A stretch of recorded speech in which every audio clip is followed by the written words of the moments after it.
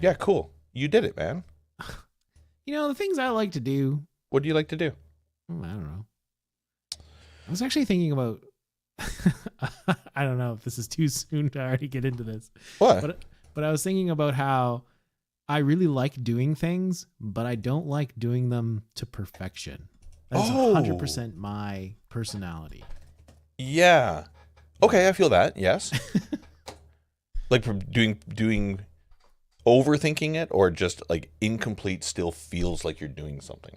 Yeah, like you know, I've devoted a very large portion of my life playing guitar, for example, and I have no interest in getting better. I'm just maxed out. Oh, I like that. Yeah, I can feel that. I resonate with that. Yeah, you're like, I'm enough. We don't need anything more added. I'm good enough, everybody. Just calm down. Is that how the Amish feel? That what? That they're done? Is this what happens? They're like, yeah. I think that's what it is. We're good enough. We're good enough. We don't need anything else. This plow is fine. Working 9 to 5 in a world so alive. Two friends in the office talking jive. They love the pop culture. It was their obsession. So they teamed up, had a brand new mission. Started a podcast, just like a dream. Talking sitcoms, movies, and all things extreme. From Star Wars to the A-Team, they covered it all. Their conversation. When the talkers that chatter all day, diving deep into topics in a fun and crazy way. In the office or on their ways, they spread the cheer with their podcast. They had nothing to fear. This is it. Such a great song. Oh, did we already move this? Nice. Yeah. Yeah, right? That song, do we need to cut that down to like the old 20-seconder or 10-seconder? Or what's the deal? How long is that? Intro 1 song? minute. It's exactly 1 minute. 1 minute? Yeah. I don't know. Do you cut a verse? Is the second verse not as good as the first? Do you cut gold? I don't know. Yeah, I don't know if you, I don't know if you can. You have that on your computer though, do you? I do, yeah. I was thinking about... Can you do a revision down to a 20-seconder intro? No, I looked. I can't. But I was thinking, okay, wow, we're right into this. Yeah. What if you took the AI song and covered it? Oh. Is that now your song? Like, are you good? Yeah, I think it's nobody else knows. Nobody else knows other than that computer spitting it out to you that it is what it is. But in the computer. Yeah, so the secret is there. So if you just decide to cover it, like record it, dude, that's really good. Do I gotta... Is this a business idea? It's a bit... Oh my gosh. Oh no, it's AIRipoffs.com. AI makes a song, and then we make it real, which then you can copyright. That has actually... Okay, nobody steal that. Nobody steal that. We have that idea. That's exactly what it is. But I would tell you this. With our intro song, if you want to guitar it, if you want to record it, send the session to me. I'll do the drum part for it. Right. And then, yeah, it's our song. It's our song. There you go. Yeah, and it's yeah. I feel like we would need to like cover this and like, you know, we have like a meetup, everybody, and we're playing. We're like, oh, we're just going to play you a quick tune, guys. And here we go. Oh, it's so good. Oh, Sheep would do the Vox for us. Oh, wow. Sheep in chat says he would do the vocals for us. Yeah, that's great. Wow, thank you so much. Wow. Danny, what are we doing different these days, boy? Oh, cool. Awesome. Well, if you're a first-time caller, first-time listener, you're probably hearing us for the first time on Podcast Land. Yeah. We decided that we wanted to take the most original idea possible and make it happen. And that's not only stream live to Twitch and YouTube and all that, which we love because we love the audience interaction, but we also are going to put this into a podcast that people can listen to audio-wise. Wow. Officially. Now, to be clear, when we first started this venture 4 years ago, the whole idea was that it was going to be a podcast, right? Was it? Yeah, it was going to be a podcast. It was going to be a live stream, 45-minute. Keep it cool, just right? In and out, guys. Just in and out. Just in and out. Keep it cool, touch base with everybody, and leave. And we learned on stream 1, as everybody knows within Retrologist lore, that it didn't last one stream. We were already 3 hours on our first stream. It was a longie, wasn't it? If we can keep her short, if we can keep this relatively short and get people coming in, hanging out with us, and then those who can't make it or get to listen back in podcast world, it'll be fun. Yeah. It's on us, though. It's really on us. It's really on us. So if you're listening to us for the first time on a podcast or seeing us for the first time on whatever, welcome. Yeah. Welcome. You're seeing 4 grizzled guys of the live stream world. 4? Is it 4 years? 4 years now? Oh, we're grizzled, bro. It's been. I think it's been 4 years. It's been 4 years we've been doing this. We've been building community, doing lots of buffoonery when it comes to, like, I don't know, baking streams, sketch prompts, script reading streams, PowerPoint presentations. What other dumb stuff? We've done some drinking streams. We've done some food streams. We've done 24-hour streams for Extra Life. Right. We've done a few of those. We did Beyblade. We had a Beyblade tournament at one point. Oh, the Beyblade tournament was great. That was good. Oh, but what we do is we build community and we hang out with as many people as we can. And anytime we can have them on to tell us about all the cool stuff they do, we want to do that. We want to spotlight people, right? Yeah. Yeah. We're kind of like creative dudes. And we want to talk to other people that like creative things. I think the key thing is, if I may, Danny, that we don't really profess to know a lot about anything, generally. What?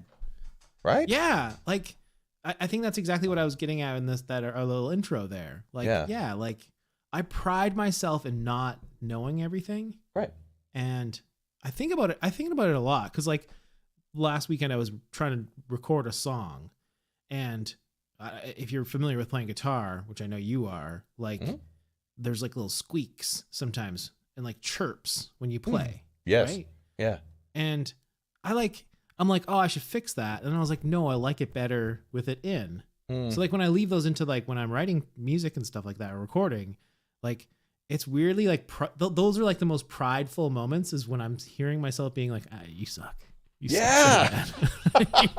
You're terrible. Your mistakes are spotlit. Yeah. Yeah. And maybe it's a crutch from being like not great. You know what I mean? Like it's a way for you to be like, oh, it's punk rock. It's cool. But I always loved that. Like, is it kind of just a way of just going, that's good enough. It's fine. I don't need to go. It's good enough. Like when I think about some of the cooking streams we've done, for example, or cooking streams, like we want to do it as well as we can, but in the very end, like we're just like, oh, it still tastes great. Nice. Yeah, right. I didn't go to culinary school, but this egg tasted pretty good actually. So my 1/3 effort was still pretty darn good.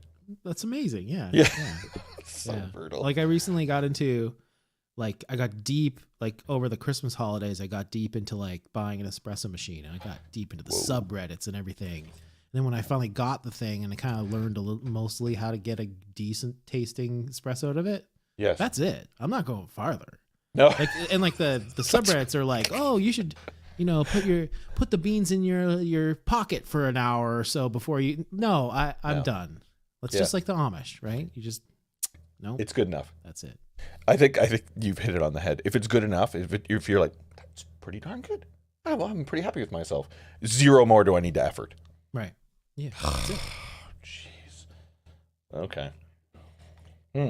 Yeah. Lead Sheep in the live chat says, "Oh my God, the deep diving coffee culture is getting insane." Yeah. Like when we were in New York, because we weren't going to bars. I was like, I want to find like really high end coffee shops. And I found a couple ones, and I went to one that was like highly, highly rated on like the subreddit for coffee.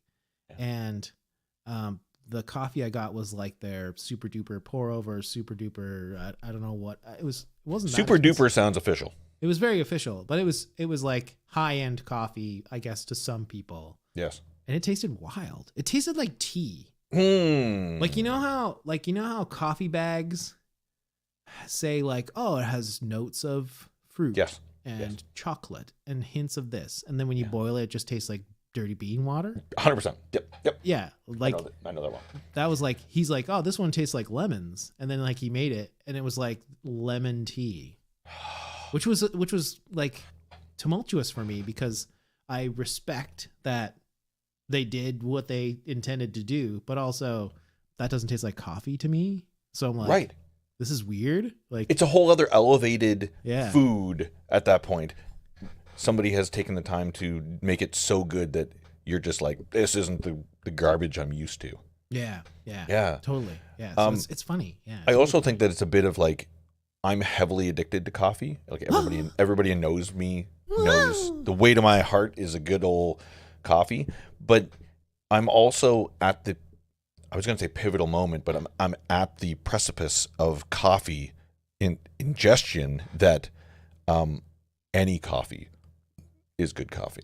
Wow. Okay. That's a dirty slope. That's a slippery slope. Big time. Kind of like if you drink a lot and just, there's box wine, I'll take it. That's a bottom. Yeah. It's a bottom, right? So that's how I feel about some coffee. Like any coffee is good. And if it's really good coffee, my patience is just like, I'll just take a sloppy $3 or $2 coffee. I don't need this like $12 situation. So you can't even, you're just dulled to everything. You can't appreciate. I'm dulled to everything. It's just air now. You're like, whatever. Air's air. Coffee is coffee. Wow. Literally, that's all it is. Ugh.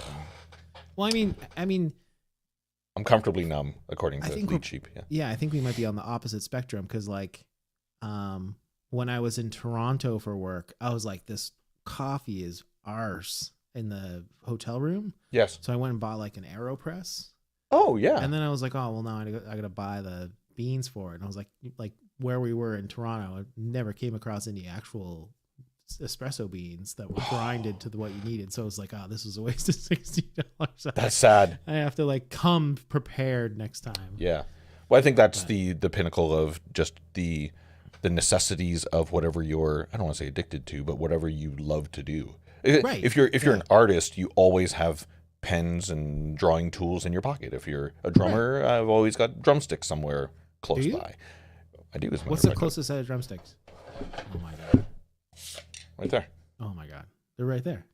Literally right there. Reachable. If you're listening through the podcast, PJ just pulled those sticks out of I don't know where. It was weirdly enough in his holster. It was in the holster. I always have drumsticks handy, but I would say the same thing. If you were heavily addicted to the old coffee, for some reason I just pictured, those cups that they expand up. Yeah. Oh, you got a coffee over there? Clink. And now you've got this cup always in your pocket. Oh, I'll take some of that. Right. How does that sound? Do I smell coffee a distance away? I'll take some. Yeah. Everybody knows at my work that it's a currency for me. Oh, okay. Like I've got customers that come in and just bring me a coffee, or I've kind of programmed people that if you're going for a coffee, you don't need to ask me. The answer is yes, 100% of the time. Just bring it. I love that. Yeah. I mean, I always thought that was like the nicest gesture, and coffee still is relatively inexpensive. You don't have to go nuts, especially for you. They can get you some hobo coffee from the side of the road. You'll never know. You won't care. It's no big deal. They know it. They're like, oh, you're gonna get some coffees? Oh, I'm just getting the cheap stuff. Oh, PG, I'll take that. No problem at all. Yeah, maybe greasing some wheels because I think they need something out of me, and they just know that any bean water will do the job.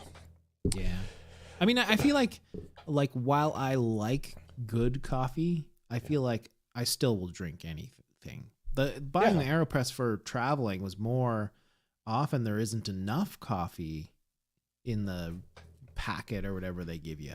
I usually like 2 in the morning, like 2 standard cups. Yeah. Okay. Perfect. Yeah. And there usually isn't enough for 2 every day.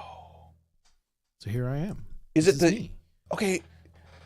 Rock you like a hurricane. Is I think about this. There's people that pound a whole bunch of beers. They drink lots of beers, and then you can just have like a nice glass of whiskey or you could have a martini. Like Sure. it's a quantity over quality. So like I will have a nice double espresso and sip that for a long time versus drink like 10 ciders or something like that. When I'm thinking about like alcohol, Yeah. you know, that end of it, right? Yeah. I mean, coffee to me is like two different things. I love the taste. Yeah. But it's also like appetite suppression. I find if I have a coffee in the morning, I'm not like, well, I'm so freaking hungry by the time lunch hits. You know what I mean? Like it's just like a good way for me to start my day. That's so interesting you said that it's taste. I think it's just utility. Wow. See, I don't notice the difference. Me on coffee and not on coffee. I don't think I'm. You can hear the Windows startup sound right after I take the sip of my first coffee. So brutal. Like, exactly. At work, everybody just knows to borderline avoid me. I'm just like, okay, well, this is good. This is fine. And then the moment the sweet elixir of coffee touches my lips, I'm like, and I power up like 8209, and I'm just ready to destroy. But it's like a physical thing for you. It is 100. It's utility. You could give me water and say, "Hey, that's coffee," and I'm like, "Cool." And oh my god, I'm wide awake now. I feel like I'm just dumb enough to fall for that. It would do the job. Liquid's liquid at that point. Yeah. It's liquid stuff. Oh my god. Okay. Well, and ironically, you are drinking coffee right now. I see from your screen. I am. Yeah. I stopped putting milk in it. So whoa. There we go. I'm no longer that is a whole other echelon of coffee drinking. When you black. Right. Anytime somebody's like, and I love black coffee. I have black coffee all the time. But the moment that somebody says, "Oh, I'll just have it black," suddenly your respect for that person goes in two directions. Either, holy cow, that guy is addicted, or that guy's a monster. Wow. I didn't know it was such a prestigious. I feel like there's something, yeah. What does Trav say in Instagram? If I could only have, if I could only have a cup of coffee and suddenly just board a mech instantly. Oh my God, yeah. Jeez. High energy. Yeah. You just destroy everything, right? I think the plus side though, perhaps you can identify to this. Yeah. I could drink coffee at any time of the day, and I could go to sleep. Yes, that's me 100%. Yep. Oh wow. Yep. So it starts you up, but it also doesn't last very long. It doesn't because I have what's called a sleeping disorder. Oh, those. Yeah. Yeah, one of those things. Woohoo! The problem with me is that I could fall asleep anywhere at any time. Right, because you got a machine. I have my CPAP machine, sleep apnea. So I can fall asleep at any point with my machine. But then I just in general, I'm kind of Buddha-like. I can put myself in a sleepy mood. I don't think that's Buddha related, but I can put myself in a sleepy mood. Like I could sleep. I can sleep. I can put myself in a great mental state enough that I can fall asleep very quickly. So coffee is just a boot up. And no, I could be in the middle of a sip of an espresso, and then I'm like, oh, I'm just going to go to sleep now. I'll just leave that espresso for 3 in the morning. I'll leave it there. I'm just going to take a little nap. But with your CPAP machine, you can drink as much as you want and go to sleep instantly. Yeah. Which is a great seg to our first podcast sponsor, CPAP machine. What's the brand of CPAP machine? Wow. Thank you so much. Thanks, ResMed. ResMed. The great bold flavor of ResMed CPAP machines. The fresh air through your nose. Feel the air shoved great in your morning. nose. Yep. Feel great in the morning. Sleep good. Do they have a Instagram thing we can tag? Yeah, they probably do, as a matter of fact. Yes, they're one of the biggest manufacturers, I think, of CPAP machines. I've relied on that for the past 22 years, longer than that. Oh my God, 25 CPAPper. years. Yeah. See, if this is your Air first Curve time 10, listening- Lead Sheep says. Yeah, nice. Air Curve 10. Yeah. Yep. Yeah, I feel like if you're just tuning into us for the first time, you've already learned so much about us. Yeah. You get to see Papper. Coffee's a big part of our lives. Yeah. You're only 20 minutes into knowing us, really. It Maybe is. less, depending on how this edit goes. It depends on how we do.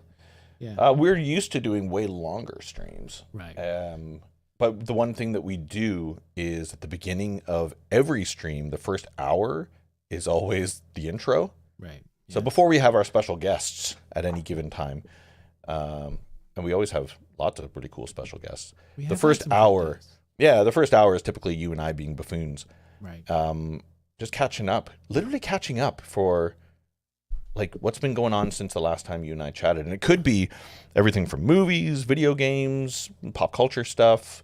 I say that in quotations, but it's so vague now. How terrible the Dune movies are. Right. Comes up a lot. Yeah. It does, yeah. Yeah. But I mean, that's a good way to talk about like if this is literally the first time you are listening to us. Yeah. That's how it all started, right? Yeah. And origin story. What I do think it's funny is basically we were in the office together chatting up. We would always go on tangents and stuff like that.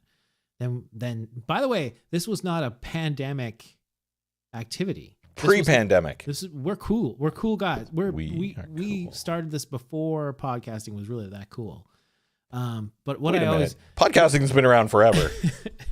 But so then after that we basically met up to stream once a week on average once a week for 2 years, 3 years.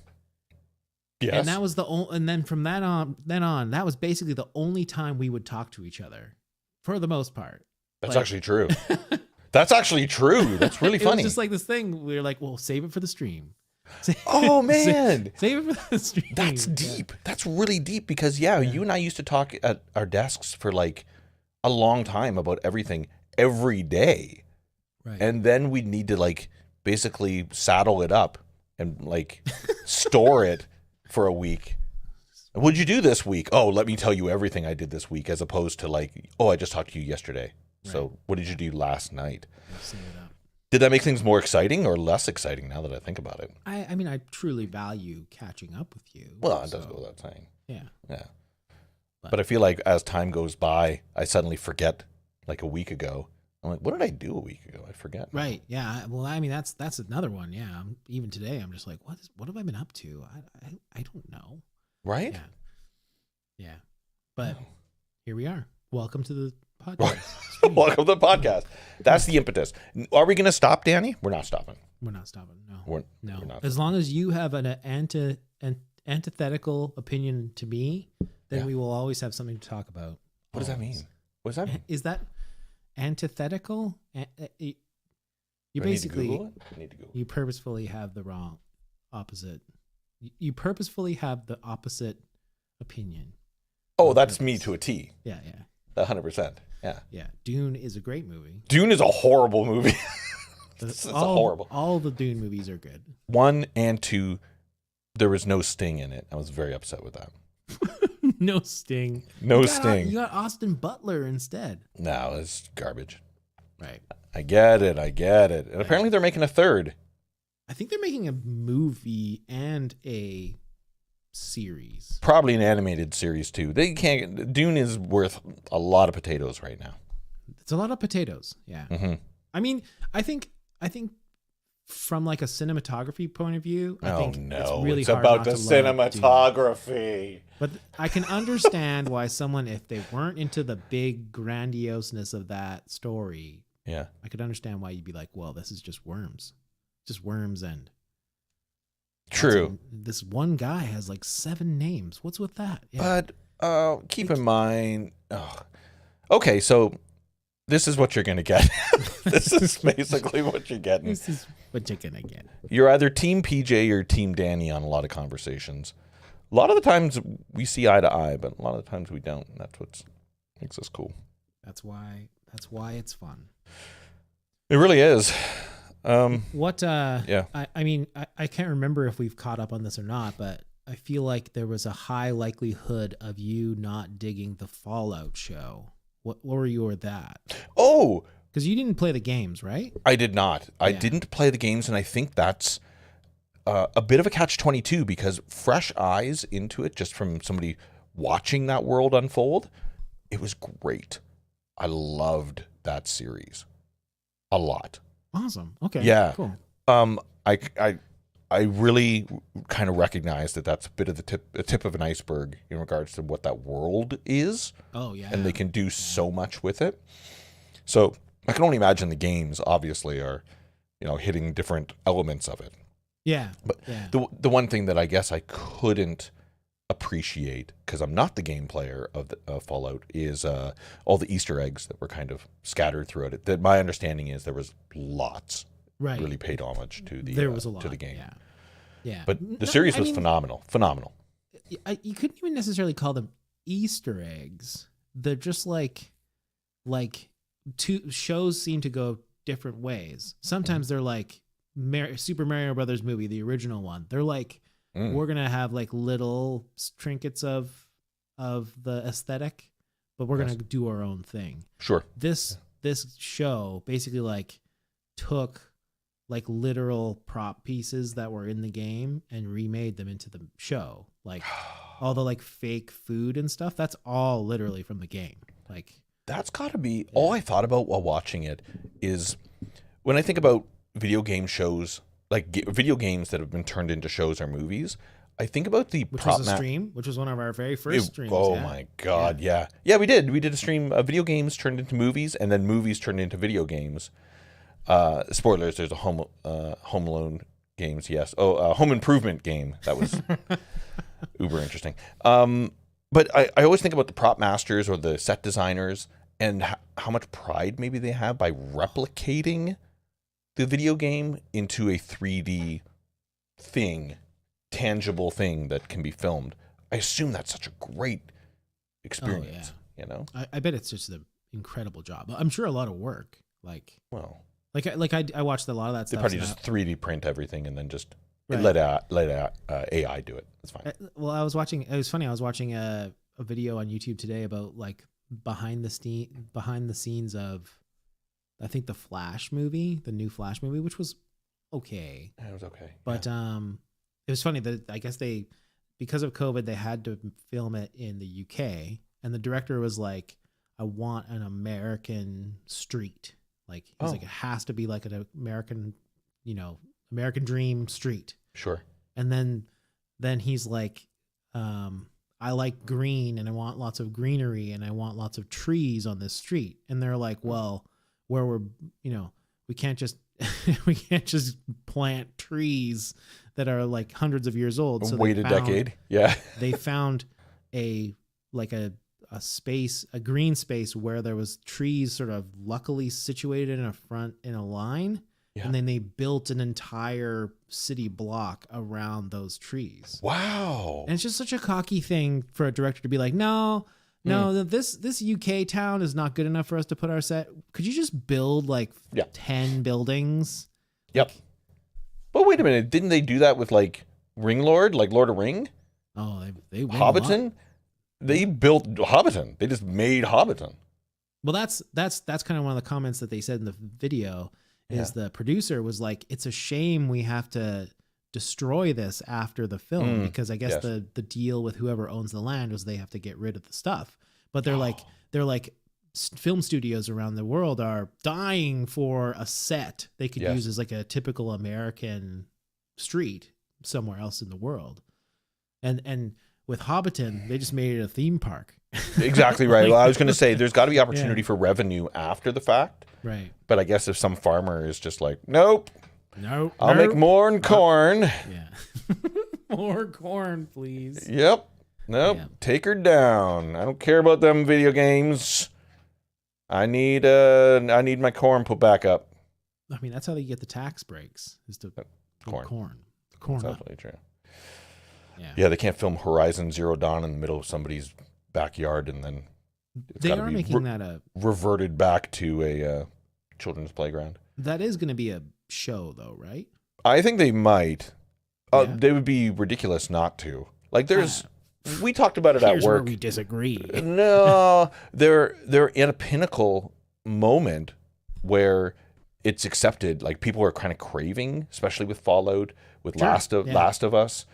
Everybody really wants that to happen and be successful. So if people stay the course, especially Sony, if they can stay the course and make something like Ghost of Tsushima, or which, by the way, we've been watching Shogun. Quick side to that, Shogun's phenomenal. We're on episode. My name is 4. John Blackthorn. Exactly. Me and Emily make fun of his accent the whole time. Hello, my name is John Blackthorn. John Blackthorn. He's like a young-looking guy, and he's talking like a gosh darn pirate. Yeah, well, spoilers, but he we're trying to figure out what he actually is supposed to, or like, who does he sound like? We were like Gerard Butler, not really. Sounds like a caricature of somebody. Yeah. From Disneyland, but he's supposed to be speaking Portuguese, which is weird. No, I don't think he is. I think that's the idea. He doesn't speak Portuguese. He's English. No, but he in the show canonically, or whatever you want to call it. Yeah. English speakers are speaking Portuguese. I guess I connected that dot. Yeah, Ben? it's kind of subtle, but basically they were like, we don't want you to be reading the whole time. Yeah, but we want to respect the Japanese culture. Yes. So the people who are speaking English are speaking Portuguese in the show. Okay, that does make sense. Yeah. And quick side to that, it is frustrating to be like having dinner and watching the show because you have to read. Yeah. You can't just like look at your food in front of you and like shovel a pizza into your face, and that you got to keep eyes on the screen because it's a reading show. Right. Your shirt's all messy because you're just dripping stuff. Oh my God, I can't. Why am I reading all this? Why don't they just do like Hunt for Red October and just make everybody speaking English?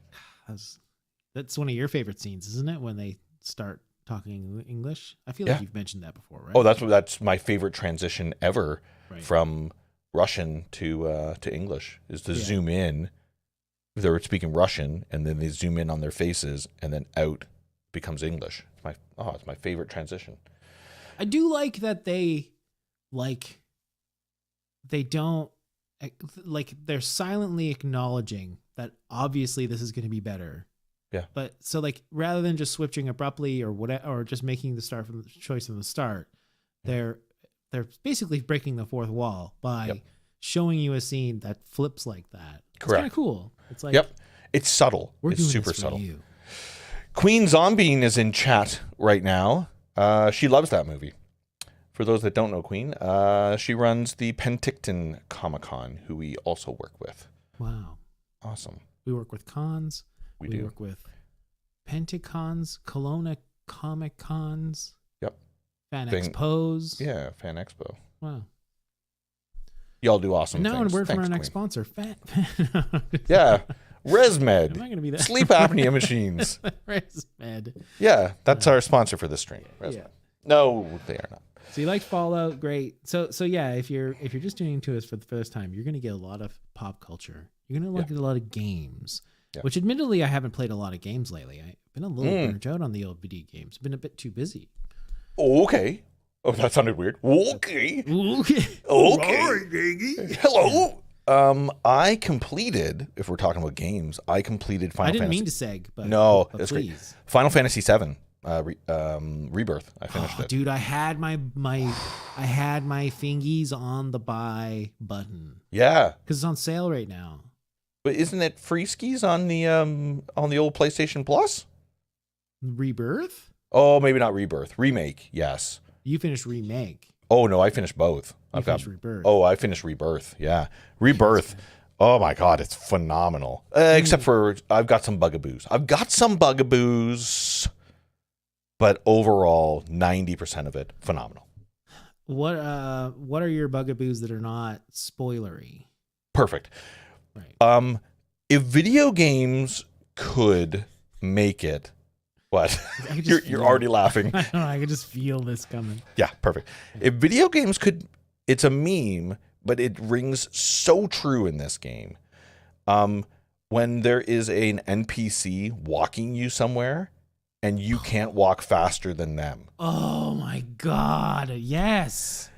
It is ridiculously painful in this game how much talking there is, that they take you between sections. They're walking you. You can still walk around, kind of, but you can't walk faster than them. So you're just like, you're still holding the up button to follow them. I don't know why they just negate that. Just like, let's just make this a cutscene. Sounds good. Right. But no, you still got to press up. You got to follow them. And then you know that it's actually timed, that they're trying to get dialogue out. Talk, talk, talk, talk, talk, talk, talk. Then they give you full speed. You can run with them and you're running, running, running. And then when you get to another moment in time closer to your destination, they slow you down again in order to fit all the dialogue in properly. Right. And then you get to your destination.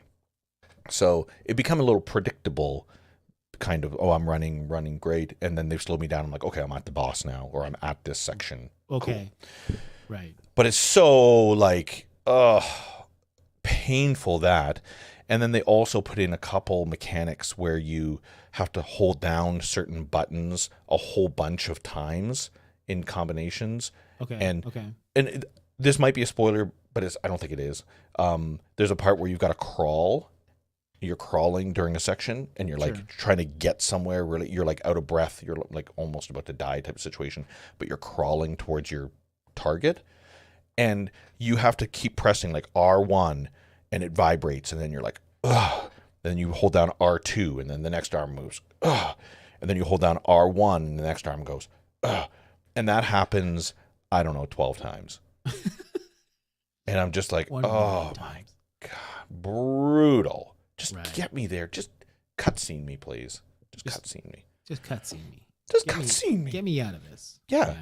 But the gameplay's phenomenal. I never thought that I would be the guy that would get into like materia loading and like really designing characters. I always thought that I was gonna just trying to run and gun it, and no, I actually found myself slowing down and doing really fun stuff like that. Yeah, I mean it's great. That was the big thing with that game was that system of materia slotting and stuff was cool. Yep, and it was kind of like. Was kind of intuitive if I recall playing it back in the day. Like you kind of get it and figure it out, and then of course your friends would be like, "Oh no, you got to put this one and this one and that one." Exactly. Yeah, right. But I think that's the social aspect of it. Right. Yeah. Yeah. That's the cool part about it. I got great advice from a friend at work for materia slotting for Aerith, and I'm glad I took that advice, and because that Aerith became OP big time, like so valuable. It was great. Yeah. But I wouldn't have learned otherwise. So yeah. Right. You're like I'm bad for those types of games, like specking into like the damage dealing stuff. Yes. Yeah. Whereas her character is like a buff / healer, I guess. Correct. Yeah. So what you need to do is super load. Well, you don't need to. Super load. The advice I had was super load, autocast, like autocast healing, autocast certain magics, so that when you're not controlling her, she's still effectively fighting and healing. Right. Okay. You don't need to take control of her at all. But her magic level was, I had her at such a high level that she became super valuable. Well, even more than Cloud. I found she was way more valuable than even Cloud. Right. Cloud was hack and slash. But everybody's going to have a different experience with that game. With that game, yeah. Yeah. Is it particularly hard? It seems like it could be a bit too easy. I have a thing. I always play judge. Ready to judge me? I am. Everybody listening to my voice while they're sitting in their car right now. Yes. I play every game on easy mode. Mm-hmm. Nice. Yep. Do you take it a step further and do like that story mode? If story mode exists, 100%. You're going bare minimum. I do not personally care that it took me 20 minutes longer to kill a boss. I don't care about that. That's a good way to put it. Yeah. Because that's all it is. Either I'm defeating 3 people in a room or 12 people in a room. There's people to defeat in a room. Cool. Right. Yeah. When I get to a boss, I'm either spending 5 minutes trying to defeat them or 25 minutes. It's the same battle, generally. Right. I just want to move through the story quickly. Okay, that's fair. No game has ever made me want to go back and put it into normal mode or like hard mode. The biggest frustrating thing, which Dan, our friend Dan, who's been on the pod many times, he brings up, is that in order to get some platinum trophies on PlayStation, they require you to do the game on hard mode. Right. So the moment I see that that's a thing, I'm like, I'm not getting a platinum, then I don't care. That's a pretty annoying, like, even, like that's kind of presumptuous. Totally. Like that's presuming your game is so good that someone's going to be willing to play it again. Play it twice. Like, yeah. come on. Like, or this 3 isn't times. Spider-Man 2. Come on. Like, what are you doing? Oh my God, I should really start that game. So, Yeah, it's lots of tasks. so many tasks. So many tasks. It doesn't. I just abort right away. I'm like, nah, Right. I'll just enjoy the story. And majority of the time, the stories are great. That's what I play games for. It's the story, not the battling, or not even necessarily the gameplay. The gameplay is fun for almost every game, but really, it's the story that I love playing. Interesting. Yeah. Yeah. I think I don't want to say we're opposite there. Yeah. But I basically I have to admit we on this stream we've always talked about like Xbox versus PlayStation, blah blah blah, and I've always been Mr. Xbox, and Dan's gonna be smiling hearing this, but I've been really disappointed with Xbox lately because they've been everything that they've like touted that they have coming for their first party games Yes. have been pretty ass. Like, Oh, it's too bad. pretty bad. And the most recent one that and like I don't know if this is the same with PlayStation because admittedly I haven't turned mine on in a while. Oh, okay. But when a new game from their first party games comes out, your homepage is just splattered with True. ads for the game. And I was sort of like, oh well, this one's day one on X Game Pass or whatever. Mm-hmm. And I looked at some reviews, and the reviews are like, it's an all right game, but it's 6 hours long. Oh, terrible. Right. So as someone who's not necessarily driven by the story element of the game, Good. I'm yeah. sort of like, I don't even know if I really want to bother to play a 6 hour game. You know, Yeah. I have to learn all these mechanics just to be done by the time I get good at playing it, you know? Unless they've drawn you into a world where the game plus is valuable. Right. Like- okay, fair. With Animal Crossing, you can complete the story mode pretty darn quick, but then you're literally true. playing years and years of development, right? Well, as much God. as they gave you. But the value to hours, that's one of my first questions whenever I ask somebody, when somebody recommends a game, I do say, how many hours is it? Right. And like Ghost of Tsushima for me was 70 hours. That was so good. Yeah, great. Horizon Zero Dawn was around the same. Horizon Forbidden was about the same. Even Final Fantasy VII that I just completed was 72 hours, I think. And I Okay, still had alright. a lot more that I could have done with it. But 72 was still great. I feel like I got great value. But I've said it before on the pod that I once paid $29 for Sonic the Hedgehog, the remake of it, of the original. Oh, the name just left my It's head. not All Stars. It's No. Sonic Mania. Sonic Mania, thank you very much. Yep, Sonic Mania. I paid $30 for Sonic Mania, and I completed it in 3 hours. Right. I kind of took my time. Now, granted, it's a $10. game where you actually $10 an hour. Yeah, that's exactly. Now, granted, you're supposed to go back and you're supposed to play as Tails, or you're supposed to play as, Sure. Yeah. whoever, or as Nucleus. But really, once I'd completed the game, I was like, oh, that nostalgia done. I feel that again. And it's Mhm. great. Yeah. I don't need to play that again. Right. But $30, I was like, oh, the dollars to donuts was not worth it. Right. I think I played 12 hours. No, I'm sorry. I think I paid $12 and Yeah. probably played it for 12 minutes. Oh, I a did- dollar a minute. Way to go. I didn't have a Sega when I was a kid, so I don't have necessarily the nostalgic charm to it. Like I Yes. did play it when I was a kid, but it was never really like I was more into the Zeldas and Sure. the exploration. So the side scroller of that was not that appealing. Yeah. The platform games really just take you places. They take you places. Where open world, everybody has kind of a different experience with it, I guess. Sure. Yeah. You know? Yeah, I appreciate that. Huh. Yeah. So Final Fantasy VII. Okay. All right. Oh, It's so it's good. in my it's on sale right now. So it's been on my thing. Okay. I will say this. There's 2 games in particular that I feel a little slighted on that recommended that a long time ago, even we live streamed us on Boxing Day once, and I bought a game on stream because everybody was giving me a hard time to play it. Red Dead Redemption 2. Man. I know. That's how everybody, man. Everybody says it. Everybody says I should have played it. I think I'm only about 10 hours into it. It's okay. It's good. I hear it ramps up and gets great pretty soon into my playing. But I keep downloading it and deleting it and downloading it and deleting it. Cool. I'll go back to that because everybody has talked about how great it is.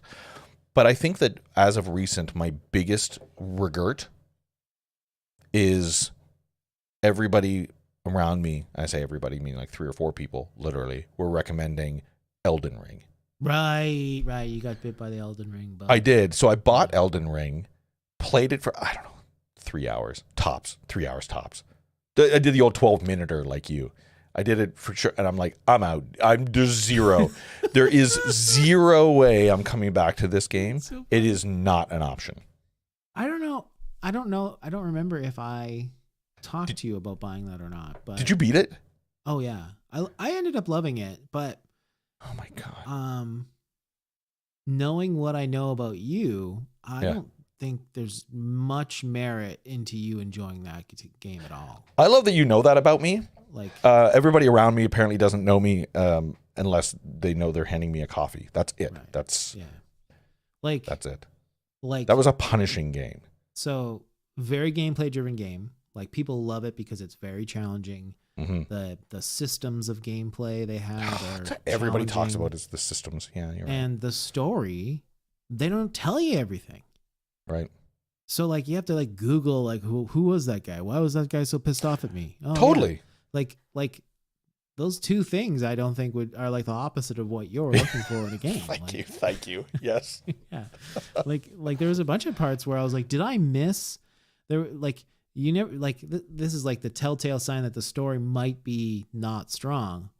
I'm progressing the story and I'm like, did I miss or like was I on my phone during a cutscene or something like that? Yeah. And then when you search it on Google, the first hits are like this. People on Reddit asking the exact same thing. Oh. Like, why is that guy so mad at us? Oh, well, he's the lord of the glooby globbies. And he, you said some bad things to your mother one time and right. The rest is history. Well, what history? Well, how do we know this? Yeah. It's like intentionally vague of a story because you're supposed to fill in the gaps, I guess. Because you're the character. I guess the guy. I think somebody had told me that you only know what you know. That's interesting to me. Like I found Final Fantasy, they gave me a lot of story, but nothing, but it was so much more than my main character would have actually known. Okay, that's fair. Yeah. So I kind of admire maybe some games, if that's the approach you're going to take, that you can only know what your character is going to know. Right. Okay.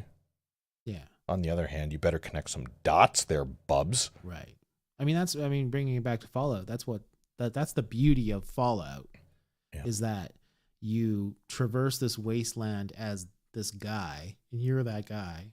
Yeah. But then you can read like books and journals and stuff like that, like that you find. Yeah. And that's like extra story that you can get. Just like Horizon. You beat me to it. I was going to say that's what I loved about Horizon was it really it gave you much more world building.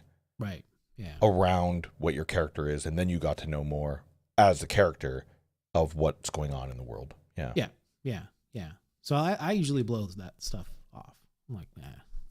But the beauty of Fallout was that like they'd suck you in because like basically the concept is that every vault is like a different experiment is essentially what it is.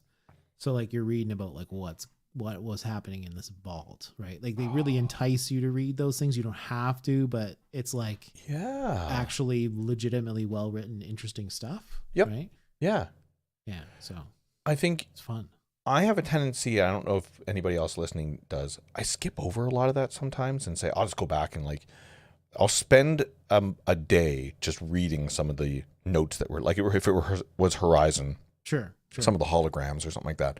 I will say to myself, I'll just skip that because I just want to move forward, and I'll get back to that in a tiny bit and spend maybe an entire time gaming where I just catch up on lore. Sure. Okay. Right? Yeah. And then spoilers, that never happens. Right? Yeah. And then I'm like, oh, what did I miss on this? So certain mechanics draw me in depending on how it's displayed on the screen, or more importantly, how it applies to the game. So Horizon's a good example where things that were left in notes were actually applicable to, like, if you go to this certain area, you're going to get more information, or you're going to, if there was a body on the ground, it now gives relevance to why that was on the ground that I saw 5 minutes ago. Sure. You know? Sure. So it's actually in there. Yeah, that's cool. That's really cool. I love that. Yeah. There's a TikTok account where all he does is tell stories from Fallout. And I was really admiring his niche, because all you would need to do is just like load all the journal entries from that game and just like do one a day. That's really good. Yeah. He's like, you won't believe it. What do you Vault 2 or something like that? Yeah, it's funny. I was like, that's a good idea, dude. That's actually really interesting. It was kind of fun to watch. Like if it was a vault that was actually visible in a game, there would always obviously be like scenes from it exploring or whatever, but there's a lot of vaults that are referred to that you don't hear about, like unless you read about them. Yeah, so it's pretty cool. Yeah. Sorry, that's resonating hard with me. That's a really interesting thing. If you're a diehard game fan of that specific game, you might want to have a lot of those things refreshed to you. They're all part of the lore. It's all part of the world building. Yeah, it's funny. That account got me to play. Well, I guess in the show got me to play Fallout 4 again, because they just released like a high definition version of it or whatever. Did they though? The next gen version of it. Not on PlayStation, I don't think. Oh, maybe not. Yeah. But because that's what I'm waiting for. I kind of got my time into it, so sort of like I sort of started playing and I sort of lost interest a little bit. It's so familiar to me. I spent so much time in that game that like now that I'm playing, I'm like, oh, I know exactly where to go. You know? Oh, that's a hard one. But it is like, it doesn't feel too old. Like, okay, they did a good job on the next gen update. So if they do it for PlayStation, Gagzoo. Do it. Whoa. What is the massive upgrade on it? Just graphics? Is it in 8,000? It's in 8,000 for sure. I think it's 60 frames per second. 60 FPS in 8,000. Yeah, one of those things that like apparently that's where they get you. You got to have an 8,000 TV. Yeah. Most people only have the 4,000 TV. The thing I like the most about 60 frames per second is the people who complain when something isn't 60 frames per second. That's my favorite part. They're like, it's like I just killed their dog. Oh, it dropped to 49.5 frames per second. I can't play this. We need a performance mode and we need a graphics mode in every single game. Spoilers, I'm going to keep it in performance mode and never put it in graphics mode. But then still complain that the graphics aren't good enough. You know, okay, so maybe that brings me back to what I said originally when we started this about how I'm very happy being not great at a lot of different things or whatever. Perfect. Good circle back. I'm not good at noticing nuance is maybe what it is. Because tell me more. When I was playing Spider-Man, they have like the performance mode, the RT mode, and the looky goody mode. Looky goody mode. And I was like scrolling through them, and I legit could not tell a difference. That sounds like a TV problem. That doesn't sound like a you problem. You think so? I think your TV is only a 720K. A 720. 720K. It's probably only 720. But most people have 4,000 or 8,000 or thousanders, and yours only supports 1080. Right. 1080p. Yeah, it's the TV. It's not me. 100% it's TV. Yeah. Maybe you need a new HDMI cable. Maybe the monster things. I heard those monster ones are good. And now it's a good segue to our third sponsor of the. Quick side. We saw on TV. We saw that somebody was selling a speaker cable, just like a 1/4 inch to like RCA, right? $125,000 for a 6-foot cable. I know. What does it do? I don't know. I got to drop it in chat, or I got to put it in our Discord. Which, by the way, good reminder, we've got a Discord. So we've got a Discord. If there's one thing you do after listening to this podcast or watching this stream, Retrologist.com. Go to that. And the Discord link is there because all the fun's happening there. All the fun happens there. All of it. Literally all of it. The counting area of the Discord has been A little off the rails. Pretty off the rails. Although I gotta throw shade to my boy Ethan in the Yeah. Discord. He messed up. He messed up. He messed up a number. He skipped one. He skipped other over guy 39 and somebody called him out. Exactly. Hey, do better. Do better. Dude, You know your numbers. Come on, dude. We for clarity, we on our Discord channel, we've got a one of the groups that you just count. Just go in there and just add a number to the number. That's all you got to do. And I have to admit, there's other Discord servers that I've seen that do that, and they're already at like 200,000. Wow. Like their numbers are very high. But because we just implemented it, Ethan forgot 39 today. It only took. It skipped right over to the 40. Yeah. And was that resolved? I don't know if it has been or not. No, we'll have to check a little. It was cantankerous. It was cantankerous. He was at so best. excited to put that 40 of beer gif. That's what he was. That's really funny. That's so funny. And I do find it kind of weird because the next person put, what about 39? And I would actually just consider that's 39. 39 was said in that. Right. So 39, you don't need to do it because 39. Now, does was said. 40 get a do-over then? Nope. You just skip right over the 40 and go right to 41. Wow. Do we step in and moderate this? We should. Sarge, you're now put on you're put on hold right now. You're timed out if you don't know your numbers. Wow. This is the stuff you get. It really is. Okay, so Discord, I feel like we've done a really good job of explaining to people what we're all about, what we kind of discuss, what you can tune in.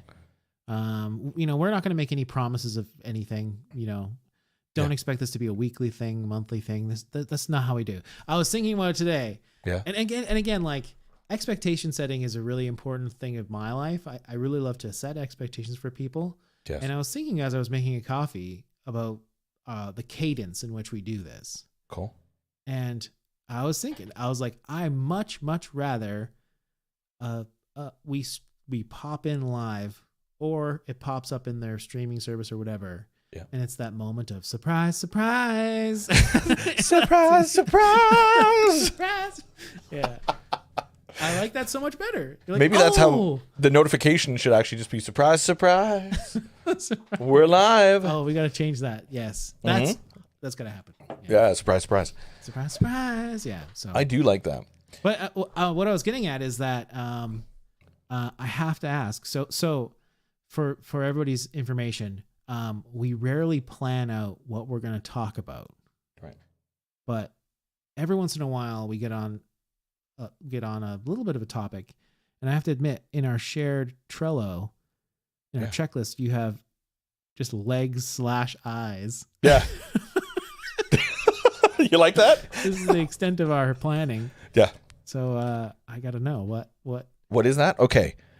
I heard this on TikTok and it kind of rattled me a bit. So here's the question to everybody who's listening, and you, Danny.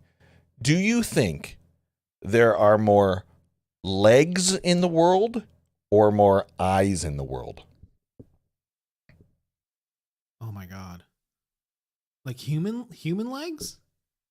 Or, Everything. Oh Everything. my God, any legs. Yeah. Oh, because you got like spiders. Cool. Wait, does a fly's eye, is that one eye or is that like lots of eyes? That's lots of eyes. Yeah, it would probably it be lots lots of of eyes? eyes. It'd probably be lots of eyes. Did Jeff Goldblum? Yeah. Is there more eyes? That Avenged Panda in chat just said eyes. eyes. Yeah. You think there's more eyes than legs?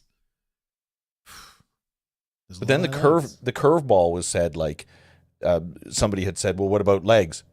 As a small chat says legs. Okay, we got conflicting opinions here. Because think about this: fish don't have legs, and how many fish are there? There's a lot of fish. There is a lot of fish, and fish don't have legs; they have eyes. But then, when you think about like, I don't know, millipedes. When you think about like every fly, every mosquito, yeah, exactly. Small says millipedes, right? Millipedes are doing some heavy lifting here. Yeah. Wow. So what do you think? More I eyes think I'm a or leg more man. legs? I think I'm leg. You think there's more legs in the world? The problem is I don't have an answer to it. Oh, but at fish all. have eyes. Fish have eyes for sure.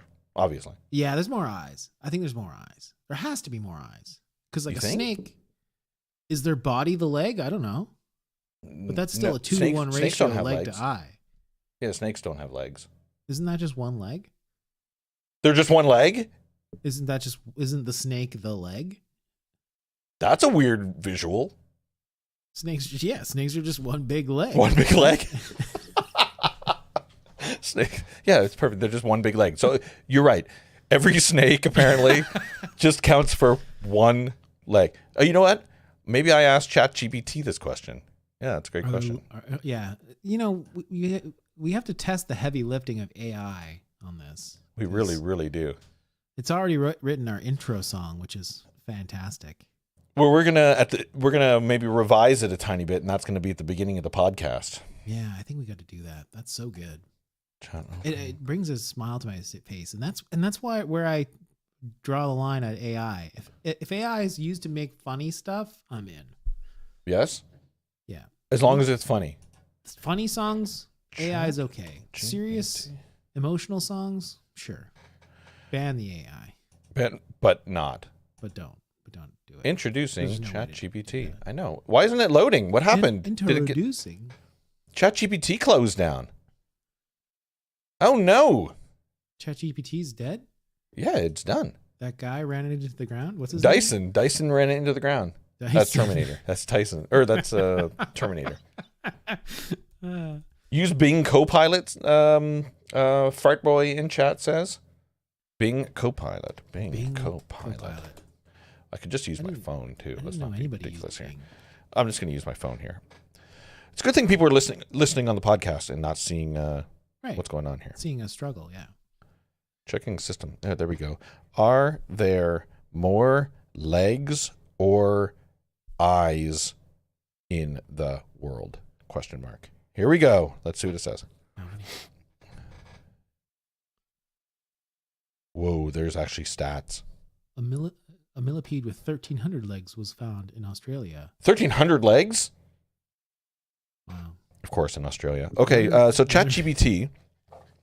Humans, each human has 2 eyes and 2 legs. It's pretty presumptuous, but yeah, I hear you. As of 2024, the global human population is about 8 billion, resulting in 8 billion eyes. Or 16 billion eyes. Oh my God, using my math. 16 billion eyes and 16 billion legs. Okay. Insects. Most insects have 6 legs and compound eyes. They're estimated to be 10 to the exponent of 18. A quintillion insects on Earth. This results in approximately 6 quintillion legs and around 2 quintillion eyes. Arachnids, spiders and scorpions typically have 8 legs. And there's a lot of math here. This is all dumb. Other mammals, this could be important information. Consideration. Some animals like starfish have many legs, arms, and can have many eyes on their arms. Worms and other invertebrates might have no eyes and very simple eyes and no legs. Given these approximations, here we go. Oh my God, here we go. ChatGPT this is it. Given these approximations, insects, being extremely numerous, dominate the number with their 6 legs per individual. While insects also have eyes, their proportion of legs is higher to having more legs, 6 compared to. Therefore, it is highly likely that there are more legs than eyes in the world due to the overwhelming number of insects and their multiple legs compared to their fewer eyes. What they mentioned fish. You got to say, what about fish? Like, It said it up there. But other animals, mammals, birds, reptiles, and amphibians usually have 2 eyes and either 0, 2, or 4 legs. Fish typically have 2 eyes, no legs. Fish typically have no legs, by the way. Wow. So the fins are legs. Typically. I found it fishy. They have no legs. Fish don't have any legs, by the way. I found it fishy that you come here for the education, by the way. It seemed to refer to starfish as having legs and arms. But they have eyes on their legs. But do they have legs and arms, or just arms, or just legs? Their star Where do thing. you draw the line there? Where did it say about having? What's the difference between a leg and an arm? A dog has 4 legs, or is it 2 legs and 2 arms? Oh. Depends how they wear their shirts. And no bottom, never a bottom. Never in the bottom. What did it say about starfish? Yeah, like starfish have many legs, arms. It says legs / arms. Legs/arms. Yeah. That's a hard one because if I... Right. Oh, man. Does a T-Rex have 4 legs? No. 2 arms. What is the definition of arm? Oh, my God. This is... We're going down a rabbit hole here, folks. Does a starfish have legs or arms? And what did ChatGPT say? Starfish, also known as a sea star, has appendages commonly referred to as arms. While they might resemble legs due to their function in locomotion, Yep. scientifically and anatomically, they're considered arms. So I guess that's the thing. Arms Good. aren't used to move your body; they're just to move your like Batman dance. You know? Yep. Batman dance. 100%. What is it called? I can't remember. The Batman shuffle. The Batuzi? No. What? That sounds like a hockey player on the Canucks team. That's the guy. That's the guy who got in trouble. Yeah. He hit that boy. Batman. What? Oh, yeah, you're right. No, the Batusi. The Batusi is the dance that 60s Adam West Batman does. That's called a Batusi? A Batusi. What is the Batman dance called? It's a Batusi. Yeah.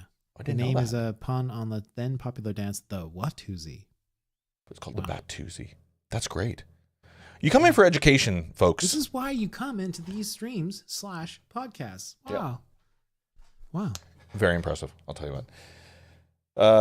Okay, so we confirmed there are more legs than eyes, probably. I mean, ChatGPT never lies. could you like muck with ChatGPT and be like, cite your sources? And it'll be like, oh, I can't reveal where I get my data from. I don't do bibliographies. I don't do that. Yeah. Oh I my just God. tell you stuff. Have you been hearing about Google's AI right now? No. Google's AI. Avenged Panda says, Ken told me to say hi because I told him I'm watching you guys. Oh, that's awesome. Tell Ken we say hello. We haven't talked to Ken in such a long time. It's been a while. Yeah. Once again, Ken's been on the pod a lot, and he was a streamer a while ago. He's since retired for a bit, but it'd be great to reconnect with Ken. He's awesome. Yeah. You can always say hello. Absolutely. I'll reach out to him. That's awesome. Google's AI apparently is just causing such a ruckus because, and you probably heard it in the news. Did I? You probably did. He's talking about coming back, Avenged Panda says. That's great nice. news. That's great news. Or a thread. That's probably a thread. He's coming back. Yeah. He's Ugh. talking. He's He's talking got about his it. fists closed and he's ready to fight. Yeah, so when you do a search in Google, it is now using AI to give you an answer, and it's pulling those answers from sites that are not credible sites. Right? So, like, this is brutal, but like one of the things I saw was somebody had put in, I'm thinking about, I need help with my, like, suicide for that matter, right? Okay. I need help. What do I do? And the AI response was a Reddit user, or it says it's been recommended that you jump off the Golden Gate Bridge. No, it didn't do that, did it? Yeah, it did. Oh, gosh. Because it pulled from somebody's stupid comment on Reddit, or it pulled it from some non-credible place. So it's not giving you the right information, quote unquote, but now that's a whole other road you're going down in regards to morally, or you're going down like, what is the right answer to stuff? It's pretty ambiguous, but a lot of things are pretty straightforward. 1 + 1 = 2, but I'm getting the impression with this, it could tell you that it's 3 based upon somebody's dumb answer in some thread from years ago. Right. You know? Right. So Yeah, it's not credible. And somebody in an interview I saw interviewing the Google CEO had said, is Google, and maybe that's the big question for everybody here, is Google the destination or a filter or a launch or a recommendation? I forget what the term they use now that I think about it. Like, for the longest time, you would use a search engine. You type something in, and it would say, "Here's all the millions of places you can get that answer. Go." Right. Here's the most relevant.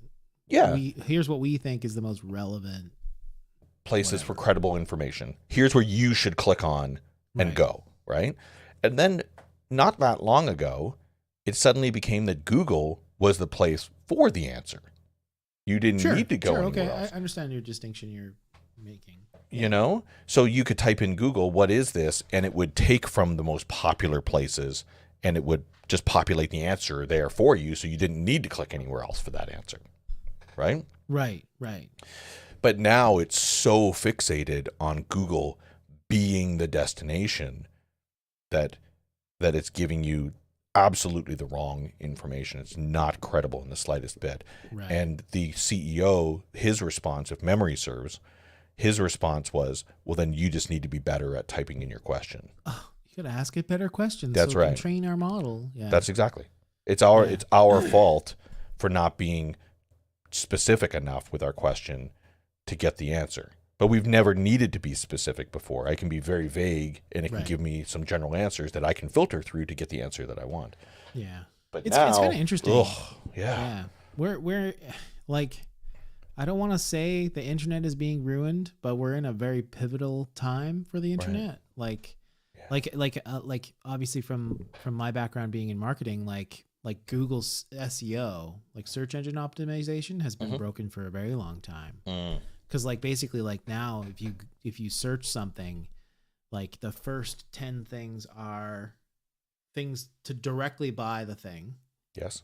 Then the next set is an ad. Then the next set after that is SEO plays. Oof. Basically, like they look like review sites, but really they're SEO manufactured, like Forbes or whatever, that pass themselves off as reviews, but they're actually just affiliate links to get paid to buy the thing, right? Like next time you search Google for something you want to buy, look at how garbage. Like if you actually wanted to learn about the product before you bought it, you would get horse crap. Horse crap. I don't know if we're swearing anymore. Horse poopies. That's a good question. We're gonna swear. We're gonna drop some. But yeah, if you wanted to actually get like legit information from things, where can I buy horse manure? Road apples. Road apple, son. Where can I buy it? Horse Road manure. apples. Guess where I can get horse manure? Amazon. You can get horse manure from Amazon. I guess you can get manure. Manure. Dehydrated horse manure. Free. Tons of organic horse manure on Facebook. You can get everything for free on Facebook, by the way. So manure is sponsored ads. Lots of sponsored ads of everywhere that's close. And then, ads. Some reviews on stuff. Yep, sponsored. No help. Right. And then Reddit. Well, that's what I've heard a lot of people's trick is they add Reddit to the end of it. Yep. But now that Reddit is trying to they're trying to make money now too. Like, that's going to get wrecked, right? But it is searchable. It's spiderable. Like it's spiderable, which has 8 legs. Using terms. Yeah. It is searched. Like it is part of Google. Right. It's not private at all. It's not like it is relevant information applicable to your search algorithms. Right. Yeah. So it's an interesting world we're in. I'm excited. I'm kind of excited about it because I'm not stupid enough to not pivot. Yes. Right. But I think that I heard a long time ago that you and I live in the generation where we are professional filterers. Right. Yeah. Oh right. My gosh. When we do a search or with anything, as a matter of, even with our friends, even when I'm asking what game should I play, I'm now professionally filtering where I get credible information from, and do I trust that person's information? And then the person that I trust the most, I trust for the right information. That's basically what Google was all about. You would do a Google search for, I don't know, horse manure, and then you would now filter within the first 10 things, where is my place that I trust to get the right information, and you click on it. And spoilers, it was never Google. Right. Google was not the place. They Google don't is the sell forum. the poop. Google is the voice to get me the things I need to filter. I miss do they still have the I'm feeling lucky button? No, I don't You think so. remember that? Dude, that was really funny. Because I saw a great meme where it was like, gambling addiction? I have a gambling addiction. Oh, they do Feeling still- lucky. Do they really? They do still have I'm feeling lucky. Batman. So if I go Google? Batman. It is still there. You're right. Wow. Batman. So if I do Batman, I'm feeling lucky. Yeah. It takes me to Batman Wikipedia. Wow. Retrologists, I'm feeling lucky. Is it us? It's us live right now on Twitch. Woo! Oh, wow. Look at us. Training the Google search Look at it. engine. I typed in Retrologists, feeling lucky. Oh, excuse me, I burped. And it took us right to Twitch. You know what's really funny? I haven't been to our Twitch channel in a long time. By the way, we live stream. We live stream. Wow, segue to the end. Yes. Twitch.tv /Retrologists is where we live stream to. And as you can see, we had some people in chat today. You could be in chat joining us real time if you follow us on Twitch. Also on the YouTubes. The YouTubes. Retrologists on the YouTubes. Also on Facebook. And we're live on Instagram as well. And I'm thinking about shooting us over to TikTok as well. But We can do really, TikTok. if you get in here and you get in chat, you get to join in the conversation, contribute to it, instead of just sitting in your car yelling at traffic Right. all the answers that we don't know. Exactly. Yeah. Unlike other podcasts where Podcasts. where they are just two people just hanging out and talking. To be absolutely real, we're very community driven. We love hanging out with people. It's what we do. Even Kelowna Comic-Con that's coming up, we're going to hang out with people in person to interview people on stage. We just love hanging out with people and doing cool stuff. It's really what it is. Yeah. Every once in a while, we have a come to Jesus conversation about why we do this. And it True. really is just talking about stuff with our friends. Let's just say it like we did before. You and I were going to hang out and just talk anyways. And if anybody wants to come in chat and join the conversation, you are more than welcome to. Yeah. Yeah. Yeah. Well said. Well said, my dude. Thanks, dude. Yeah. I mean, I was looking up how to do a podcast, and they always say the Google machine said to have a call to action at the end of your podcast. So Slam that like button. I'm doing join the Discord. The Discord is the best place. The Discord really is the money. It's kind of true. The appetizer. Then you can go on the Discord and talk to people, and then you can plan the next podcast. Yeah, well, I think that's what I was going to say is that, there we look at that. Perfect example. Somebody has jumped in chat jumped in Discord just now. The important thing is that like Discord. What am I doing with my life? There we go. If you're listening, PJ's famous for saying he's a virtual producer, and he just made himself disappear. I did. There you go. What was I going to say? Oh yeah, if you're in Discord, then you get to kind of join in and tell us what we're going to be talking about. Yeah. Give us topics to talk about. I think the link will be down below. Wherever you're listening to this, I think it'll be down below this episode thing. But it could not be. Important. So, Retrologist.com, Retrologist on Facebook, Twitter, TikTok, Instagram. All the places you Twitch. consume your media. Wow. And when in doubt, go to Google, type in Retrologists, and hit the I'm feeling lucky. I'm feeling lucky. Feeling lucky. So what if you just do like puke? Pupe? And then you go, I'm feeling lucky. PWP? Hopkins Medicine. 5 things your poop can tell you about your health. Wow. That's actually valuable information. At our age, we should be considering all of that. So when you're feeling lucky, hit feeling lucky in Google, by the way. It's actually funny. I know we talked about ending it, but I'm very sensitive to like what social media works well, like what type of content works, because that's kind of my job. Yep. And it's just funny seeing like viral videos and like why videos are viral, and there was it's like millions of views. Literally, this one video made this woman's career But basically, it was like tips on if you have to go to the bathroom, on like what positions to move your body in to like force yourself to like get that feeling of having to go number 2. Let me tell you a little And she's something. like, That's she's like a valuable. huge deal now. Yeah.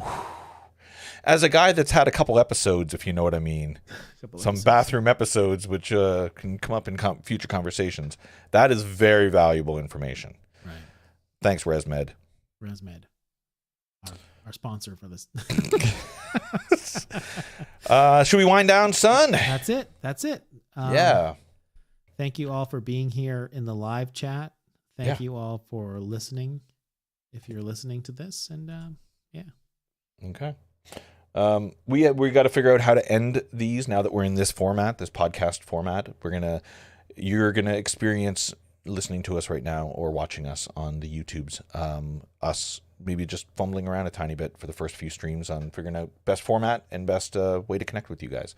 Are we going too long? Or we got to keep things shorter? You tell us in Discord how you want to consume us. How do you want to consume us? how do you want to consume us? How?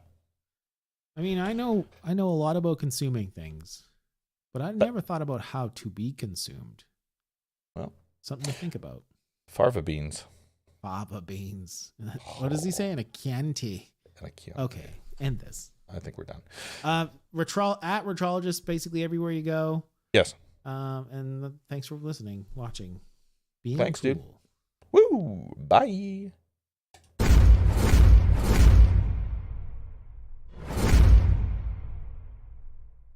Thank you for all of you who are watching. Go to our Discord. If you want to join the streams, Discord is the best place to join our streams. And you can check us out on Twitter. You can check us out on Instagram. You can check us out on Facebook. You can go to our website, retrologists.com. Yes, it's where you can actually check out all of our live streams when it's happening right now. You can also check out previous streams and highlights. You can also check out reviews of games that we've actually previously played and enjoyed. What do we do? We're two buffoons pretending to know shit about nothing. Nice. And we just so happen to do it live on Twitch.